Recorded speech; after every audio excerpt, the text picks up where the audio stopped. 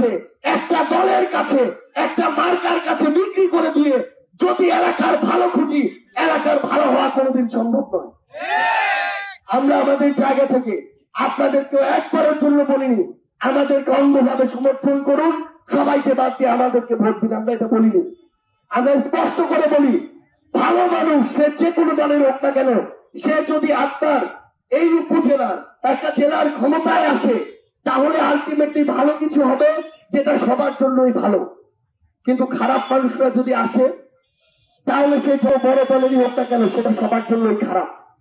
তাই আপনাদের কাছে বিনীতভাবে অনুরোধ, আমরা প্রত্যেকটা উপজেলা জেলায় যাচ্ছি, আপনারা কথাগুলো আপনার চায়ের টেবিলে, দোকানের আড্ডায়, ঘরের আড্ডায় পরিবারের সাথে আলোচনা করুন। আমার যারা মা বোন রয়েছেন তাদের প্রতি বিনীত আবেদন, আপনার স্বামী, আপনার বাবা, আপনার ভাই একটা মার্কায় ভোট দেয় দেখে আপনার অন্ধভাবে ওই মারায় ভোট দিতে হবে, এই দিন আর থাকা উচিত নয়। আপনার কোনো না কোনো রাজনৈতিক দলের বড় বড় পদধারী সকল কিছু নেতারা এই ব্যবসাগুলো পরিচালনা করে, এই সিন্ডিকেট গুলো পরিচালনা করে। দিনের আধারে তারা ভাবতে এক একজন সাধু সন্ন্যাসী, রাতের আধারে ওই সিন্ডিকেট মাদক যারা চালায় তাদেরকে দেখে তারা ঠিকই ভাগ গুলে নেয়।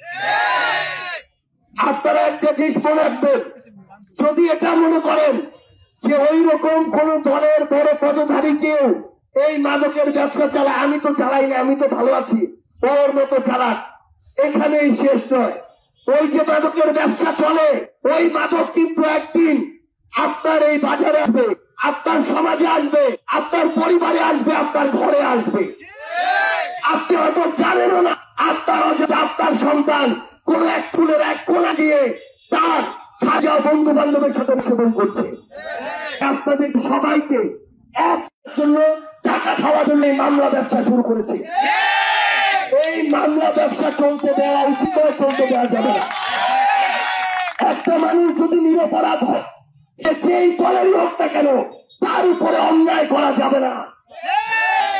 জুলুম যারা করে তাদের উপর যে জুলুম ফিরে আসে, তার উদাহরণ হচ্ছে শেখ হাসিনা।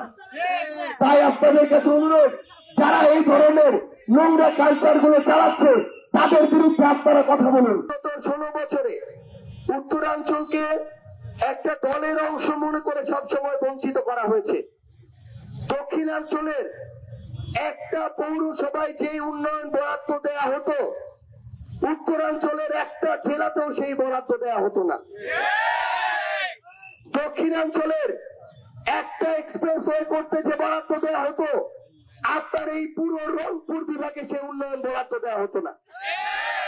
এই যে উন্নয়ন বৈষম্যের মধ্য দিয়ে বিগত 1 যুগ ধরে উত্তরাঞ্চল গিয়েছে, উত্তরাঞ্চলের কোথায় কি সমস্যা সেগুলো রাজপথ থেকে মাঠে ঘাটে হেঁটে সেগুলো দেখে সেগুলো সংশ্লিষ্ট মন্ত্রণালয়ের উপদেষ্টার কাছে বলার জন্য আমরা আজকে এখানে এসেছি। দেখতে হবে মানুষ কি চায়, রাস্তাঘাটগুলোর কি অবস্থা, হাসপাতালে খালি বিল্ডিং আছে না ডাক্তারও আছে, থানায় ভালো পুলিশ কর্মকর্তারা আছে নাকি থানায় কথা বলার আগে টাকা চাওয়ার মতো পুলিশ কর্মকর্তা আছে।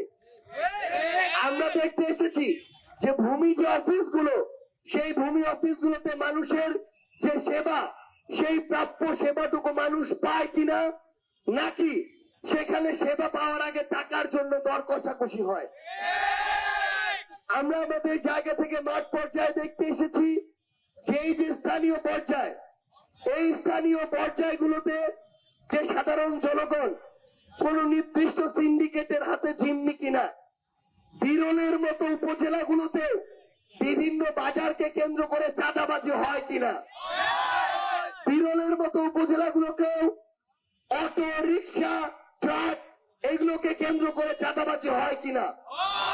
আমরা স্পষ্ট করে আপনাদেরকে একটা বিষয় বলি, আগামীর বাংলাদেশে চাঁদাবাজির কোন স্থান হবে না। একজন চাঁদাবাজ সে যে দলেরই হোক না কেন, তার দলের যত ক্ষমতাই হোক না কেন, তাদের বিরুদ্ধে আমরা দাঁড়িয়ে যাব। একটা উপজেলা জেলায় কত বড় ক্ষমতাশালী একজন চাঁদাবাজ হতে পারে, আমরা বিশ্বাস করি সে শেখ হাসিনার চেয়ে বড় ক্ষমতাবান কেউ নয়। তাহলে ওই শেখ হাসিনার যদি পতন হতে পারে, এরকম জেলা উপজেলার 2-4 জন ছেঁচড়া চাঁদাবাজেরও পতন সম্ভব। স্বাধীনতার 54 বছর পরে আপনারা দলান্ধ থাকেন, মার্কা দেখে অন্ধভাবে ভোট দেন, তাহলে আমাদের দ্বারা বাংলাদেশের পরিবর্তন খুব বেশি সম্ভব নয়। প্রত্যেকটি উপজেলায় মাদকের চোরাচালান প্রচুর পরিমাণে হয়। এই যে মাদকের ব্যবসাগুলো, এই যে সিন্ডিকেট গুলো সরাসরি কোন না কোন রাজনৈতিক দলের বড় বড় পদধারী সকল কিছু নেতারা এই ব্যবসাগুলো পরিচালনা করে, এই সিন্ডিকেট গুলো পরিচালনা করে। দিনের আধারে তারা ভাববে এক একজন সাধু সন্ন্যাসী, রাতের আধারে ওই সিন্ডিকেট মাদক যারা চালায় তাদেরকে দেখে তারা ঠিকই ভাগ খুলে নেয়।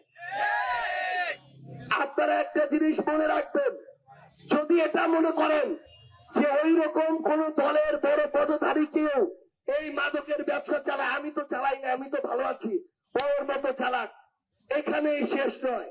ওই যে মাদকের ব্যবসা চলে, ওই মাদক কিন্তু একদিন আপনার এই বাজারে আসবে, আপনার সমাজে আসবে, আপনার পরিবারে আসবে, আপনার ঘরে আসবে।